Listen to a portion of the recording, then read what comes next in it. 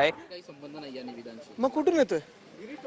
मग मुख्य गोष्ट हीच आहे, आपण पाहिलं असेल माझ्या दोन्ही बाजूला दोन माजी महापौर आहेत मुंबईच्या, आणि कोणी एवढा खर्च केला नसेल असा खर्च सध्याच्या महापौर करत आहेत.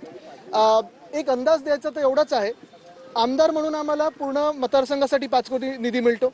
खासदारांना 6 मतदारसंघ विधानसभेचे जे असतात त्यांच्या एक लोकसभा मतदारसंघात त्या पूर्ण एक लोकसभेसाठी 5 कोटी मिळतो. आणि जो काही आता निधी महापौरांना फक्त त्यांच्या स्वतःच्या बंगल्यासाठी मिळालेला आहे तो जवळपास 5.5 कोटीचा आहे. आणि गाड्या देखील ज्या आता घेत आहेत त्या देखील 1.5-2 कोटीच्या आहेत. तर म्हणजे हा सगळा खर्च स्वतःवर कशासाठी करताय? कुठे नेमकं तुम्हाला काय दाखवायचं जगाला? महापौर बंगला काही तुम्ही वेगळं काही आता टुरिस्ट प्लेस निर्माण करणार आहात की ताजमहल बांधणार आहात तिथे? कॉन्क्रिटीकरणाचा कोणी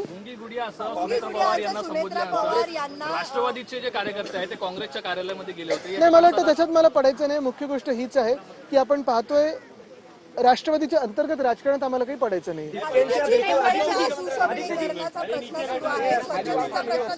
मोठ्या प्रमाणात उद्भवलेला आहे. खरं तर महापौरांकडे किंवा पालिका प्रशासनाकडे गाड्या खरेदी करण्यासाठी पैसे आहेत, मग मुंबईकरांचे जे कर घेतले जातात, जुहू चौपाटी साफ करण्यासाठी पैसे नाही आहेत का?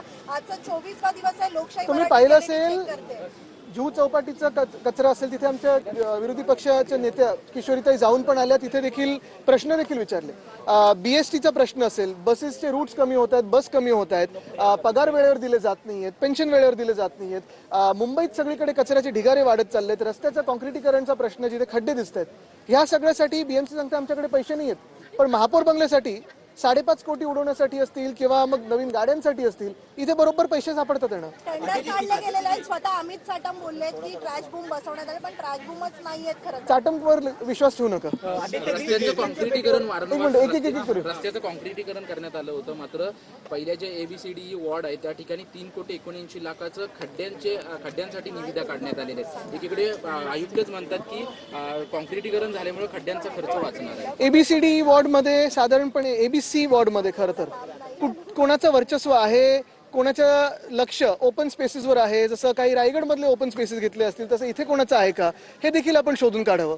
आणि दुसरं म्हणजे सगळ्यात महत्त्वाची गोष्ट हीच आहे की कॉन्क्रिटीकरण, आपल्याला आठवत असेल एकनाथ मिंदे हे हाऊसमध्ये खरं तर बोलले होते की 2 वर्षात मुंबईचे रस्ते चकाचक होतील, चांगले होतील. 4 वर्ष झालेत आता त्या घटनेला. स्वतःचे खिशे भरले पण खड्डे अजून भरून काढले नाहीत. तिथून काल त्यांचा मिस कॉल पण होता. एकनाथ शिंदे आणि भाजप म्हणजे दोघांमध्ये सध्या अंतर्गत धुसफूस सुरू आहे, कारण शिरसाट भेटले त्यावरून भाजपने नाराजी व्यक्त केली. आता ते चुपके चुपके की दिपके दिपके हे ठरवा तुम्ही, काय तुमचं चाललंय. पण अभिजितनी जो लढा दिला आपण पाहतोय, कुठेही राजकारण न करता या देशाच्या तरुणांसाठी दिला, आणि त्याचा आम्हाला अभिमान आहे. सिद्धिविनायक मंदिरमध्ये ज्या लोकांना पकडलंय चोरी करताना ते शिवसेनेचे कार्यकर्ते, दुपाटाचे कार्यकर्ते, असं सर्वांचं म्हणणं. मला वाटतं त्यांना जरा आठवण करून देतो मी. पहिलं चंदा चोरीवर तिथूनच सुरू करू, मग वाराणसीमध्ये काय चाललं तिथून सुरू करू, आणि सगळ्या मंदिरांचं कुठे कुठे काय काय झालंय ह्याचा एक आढावा घेणं गरजेचं आहे. दुसरी गोष्ट म्हणजे अर्थात तुमच्या हातात जी काही यंत्रणा आहे, तुम्ही ज्याला पकडायचं त्याला पकडता, ज्याला सोडता त्याचं सोडता. पण सदा सर्वंकरांना मी आठवण करून देतो, मला वाटतं विशाखाताईंनीच मध्यंतरी एक सभेमध्ये किती कोणाचे फ्लॅट आहेत, कुठे कुठे आहेत, किती कोणाच्या चाव्या आहेत, हा सगळा आढावा आमच्याकडे आहे. तो कदाचित आम्ही आता जगजाहीर करू शकू. शिवसेनेसंदर्भात सुनावणी सुरू आहे, आज पुन्हा एकदा नियमित सुनावणी सुरू आहे. काय वाटतं तुम्हाला, सकारात्मक यामध्ये बाजू मांडण्यात येते, तारीख बाजू मिळते? दिसतंय होईल होईल आज. एकमेकांची भांडणं पाहायला मिळतात. प्रकल्प दिल्यानंतर आता मिठी नदीचं 3.3 किलोमीटरचा पट्टा त्याचं काम सुद्धा आधारित समोर दिलेलं आहे. मला वाटतं पुढच्या आठवड्यात वगैरे एक नोटिफिकेशन निघणार आहे की मुख्यमंत्र्यांचे सगळे काही जे काही कार्यभार आहे ते अदानीच सांभाळतील, महाराष्ट्र हा देखील अदानीच सांभाळतील, असं ते नोटिफिकेशन काढणार आहे. ते काढल्या मग बघू पुढे चॅलेंज होत आहे का कुठच्या कोर्टात. सगळ्या कार्यक्रमासाठी जात असतात, पण लोकशाही जेव्हा विचारते की जुहू चौपाटीची पाहणी कधी करणार, त्यांना अद्यापही वेळ मिळालेला नाहीये. दररोज सांगतात की मी गाडी बदलली की येतील. त्या हाणामारी करतायत, अगदी महापालिकेच्या वॉर्ड ऑफिस मध्ये येऊन हाणामारी करतायत. इतकी कंत्राटदारांची मजल केलेली आहे. काय कशा? मला वाटतं मी हे पहिल्यापासून सांगत आहे, भाजप म्हणजे बिल्डर आणि कॉन्ट्रॅक्टरांचा पक्ष झालेला आहे. आता मुंबईत 16 एकर साधारणपणे आपण पाहतो ओपन स्पेस ही एका भाजपच्या मित्राला दिली जात आहे. फुटबॉलचं ग्राउंड भाजपच्या कॉन्ट्रॅक्टरला दिलं जात आहे. बिल्डर कॉन्ट्रॅक्टर सरकार आहे. निवासी डॉक्टरांचा संप आहे. मुंबईतील आरोग्य व्यवस्था ठीक आहे, हिंदी वरती असल्याचं पाहायला मिळते, कारण निवासी डॉक्टर संपावर दिलेले आहेत. अनेक रुग्णांना याचा फटका बसतो. अहो, तुम्हाला माहिती आहे का, आज निवासी डॉक्टर मार्टची जी संस्था आहे ती अर्थात स्ट्राईकवर चाललेली आहे.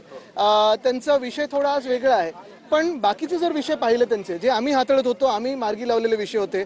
मग असिस्टंट प्रोफेसरचं वय काय असायला पाहिजे, स्टायपेंड काय असायला पाहिजे, त्यांचे हॉस्टेल जर तुम्ही परिस्थिती पाहिली, आम्ही जे 100 कोटी नायरला दिलेले ते कुठे आता वापरले गेलेत वगैरे, हा सगळा प्रश्न आहेच त्यांचा. म्हणजे हा जरी आजचा विषय जरी थोडा वेगळा ठेवला तरी बाकीचे प्रश्न आहेत त्याला कोणीही ह्यानं उत्तरच नाही. बरं, जे डॉक्टर बनतात, म्हणजे महाराष्ट्रात आणि देशात परिस्थिती अशी झाली आहे, नीट परीक्षा पेपर लीक होते आणि ते झाल्यानंतर आंदोलन करतात, त्यांना लाठीचार्ज. पण एकनाथ मिंदेंचे जे लोक जाऊन डॉक्टरांना मारहाण करतात त्यांना लगेच बेल देण्याची सोय केलेली असते किंवा हॉस्पिटलमध्ये लपवण्याची सोय केली असते. बघा, मी सांगितलं ना, बाईट संपेल आणि पाऊस जाईल. जिस तरीके से